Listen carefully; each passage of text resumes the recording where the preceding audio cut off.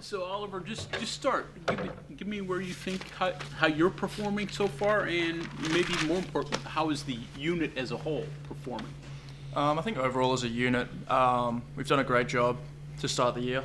We've had, I think, a great start compared to what some people may have thought. Obviously losing Bryce Ford-Wheaton and Sam James off a punt team is it's pretty devastating. Obviously, two NFL talent type of guys. So I mean, the guys that have been on the punt team so far this year, they've been spectacular, covering kicks, and I think our net right now is where it needs to be. We can obviously improve. For me personally, I think that I can do a better job of helping those guys. I think I've been adequate, but I think there's a lot of room for improvement.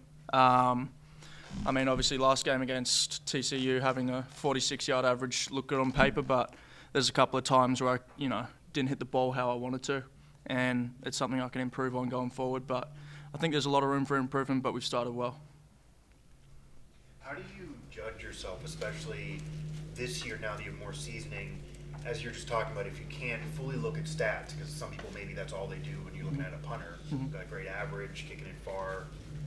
How do you judge yourself, though? Personally for myself, there's, a few things go into that.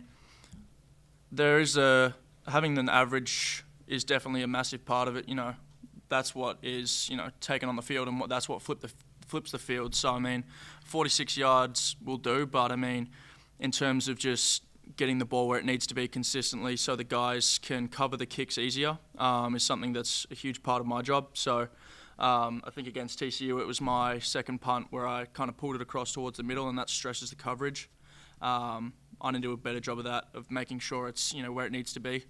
But just making sure the ball is where it needs to be with a good amount of hang time so that the coverage unit can get down and cover the kick is how I grade myself. Losing Bryce and Sam, who are some of the guys that have kind of stepped up into those roles? I think Andrew Wilson-Lamp's done a really good job at gunner. We've the guards and tackles that we've got. Caden Bizer, he's done a great job. Obviously having we have a rotation at gunner, so EJ Horton's stepped up. He's a incredibly quick guy with speed that can get down the field. The whole punt coverage unit has done a really good job, and as of so far this year, the shield has been amazing as usual. Jalen and Nick, so I think they're doing a really good job at their role as well. So I think a lot of the guys have really stepped up and just done what they've needed to do. I'm sorry, go ahead. What was it like for you to get dinged up a couple weeks ago? I think you talked about over the summer you haven't really been hit. Yeah. No, it was tough. A game against a team where we really didn't want to punt against, but it was something that I had to deal with going forward. Honestly, my thoughts when it happened weren't really focused on the game itself. It was already focusing on next week at Pitt, because obviously I wanted to be healthy for that, and there was a lot of mental stress that I put on myself to get back for that game, because as you think about it, as a college athlete having 4 years, you have 2 games here and 2 games there, and I didn't want to miss one of those opportunities to play here against them. So it was something that I put myself through a lot of rehab and treatment and had to get back for. But yeah, it was something I'm still dealing with, and I probably will have to deal with for the rest of the year. But I'm feeling pretty good right now. That's probably the one thing, your lower leg, that's probably like the one area as a punter you can't afford to push it at all, right? Yeah, it was an unfortunate play. I think Keyshawn got unlucky in the way that he kind of snagged his guy right into me, but it happens, and it's football. You got to deal with it. So just keep working at it and hope that it feels better. So yeah. You did have a punt block earlier this year. Learning moment for you, for your shield. What did you guys learn out of that?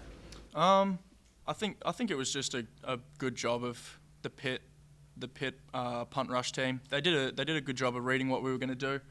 They got off the ball quickly, and they rushed the shield, and they had that guy that jumped over. So I don't think it's something that we need to be concerned about. It wasn't a factor at all last year, and it hasn't been a factor at any point this year except for that play. So he did a good job. I think that he timed it perfectly, and 9 out of 10 times we have that covered. But that was the one time that he timed it perfectly, and credit to him for doing so. With any sort of injury before the Duquesne game? Anything I've of had that yeah. magnitude? I've had injuries before, not really on my kicking leg or foot specifically, but it's something that throughout college I haven't really had to deal with too much, and I've been able to push through things that otherwise would have kept me sidelined. So, yeah, it's the first injury that I really had to sit back and realise that I may or may not be able to play against the next opponent, and that really that was something that motivated me to put a lot of time into getting my body right, because sitting on the sidelines just wasn't really something I wanted to even think about. So it was unfortunate, but I'm glad I got back. Do you think the physicality of the TCU game approached Australian rules football? What do you mean by that? Like in terms of the toughness and I think TCU was a gritty win for us. Up front, O-line, D-line wise, that's where we really succeeded. And sitting and seeing those guys just putting in a lot of work all day long, it's a testament to them and their work ethic and their physicality. And so I think we did a really good job being physical up front, and it was good tough football. Football about like that though? Yeah, a lot of toughness, a lot of Australian rules football about it for sure. Any eye poking in Australian rules football? I don't know about that one, honestly. I think that was I think that's a bit unusual, but we'll let White get back from that one. Yeah. How's Austin Brick been? Yeah, he's been phenomenal all year long. I mean, he's someone that a lot of guys don't really take note of, but as I've said before, and as Coach Brown has said before, he's a phenomenal talent, and he's done a great job all year long. And it's a good thing that people don't notice him, because it means he's doing his job. So he keeps me right, and if I ever need to keep him right, I'm hoping to be in that position. But he's unreal. Does it kind of fall to you then to tell him good job and let him know he's at least you're seeing him? Yeah, the guys in the special teams room especially know how good he is, and we all let him know how good of a job he's doing. But Coach Coons, Coach Brown, they take note of it, and he doesn't go unnoticed for sure. Oliver, I understand that you probably have traditional calls on fake punts, but just watching when you roll out sometimes, it seems like it enters your head for a second. Wow, there's a lot of room here. I could probably run and run and run. Yeah, no. Built in, or do you ever have an urge to there's been a couple of times where I've seen holes or seen the defense not ready. I think it was last year against Kansas State or someone. We were backed up in the end zone. I took about 20 steps before I kicked the ball. And this year against TCU, obviously, I pushed the shield a little bit too far, probably. But there's definitely times where there's gaps that open up. So I mean, if I see a hole and coach will allow me to, I might run. But for sure. I mean, if I see something, I might go for it. Yeah. Is that part of the value of kind of diversifying how many ways you can kick it? Is that they're not expecting a rollout every time, and maybe they're not schemed to be on the right side? Yeah, definitely. So if teams overload one side or the other, and one side's open, I could just take it and run that way. But I think it depends on the situation a lot as well. So if we're backed up a lot, it's probably not going to be beneficial for us to get a first down and potentially just be in a similar situation. But if the opportunity presents itself in the right way in a situation, then I'll take it for sure. You're not going to give me the answer, but is it called on the sideline, or is that understood that if on a Tuesday, do you guys sit down and say, hey, if it looks like this, then go for it automatically, or does that have to be called on the sideline? I think we're working something in now where it's more up to me to make a read based off of what's coming. So the TCU game was a good example. There was a time where I probably could have taken it, but you have your typical fakes that are called off the sideline. But I think we're getting to the point where, as you said, there's been times where I've looked and seen it, but I've punted it anyway, where I potentially could have taken it. So I think we're going to try and implement a situation where I can do that, and just myself, where it may not be called from the sideline, just take it and go. I suspect they make it clear to you that if you do run, make it. That's a given. If I take it, I do have to make it for sure. What kind of athlete are you? What kind of athlete am I?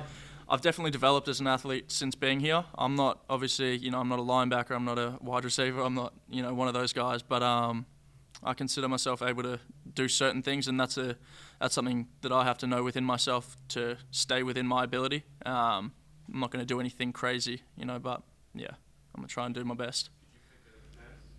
Could I fake a pass? Yeah, I think I could. My throwing was atrocious when I first got here, but I've thrown the ball enough now, and I think I could make a pass if need be. But yeah. Is that something you practice at all? Or? I mean, just throwing the ball back and forth, warming up, just getting the other American guys to teach me how to actually throw a football has been helpful. But It could be different than if it occurs in the game, though. oh yeah, for sure. No, it could be different, but I feel like I have enough confidence now to be able to grab the ball and spin it and hit a target, for sure. Do specialists feel isolated at times? You guys, I mean, you have a period or two where you work with the whole team, but otherwise you guys are off on the side quite a bit. So is it a I don't want to call it a problem, but is it something you guys got to have to actually get in there and become part of the team and not just your own little clique? Yeah, I mean, I think we make a good emphasis on integrating specialists as well as we can. Like throughout the weight room, like we do all the running and the exercises that the whole team does. So I think we kind of gain respect through that and building that trust that although we may just be specialists, we're doing everything that the whole team is doing. So we're putting in the same amount of work in the off season. We're doing everything that everyone else is doing. So we're no different to any other guy on the team, but we just have a different role. But we hang out with guys in the locker room, and I think that helps for sure as well, building that relationship and that trust with other guys.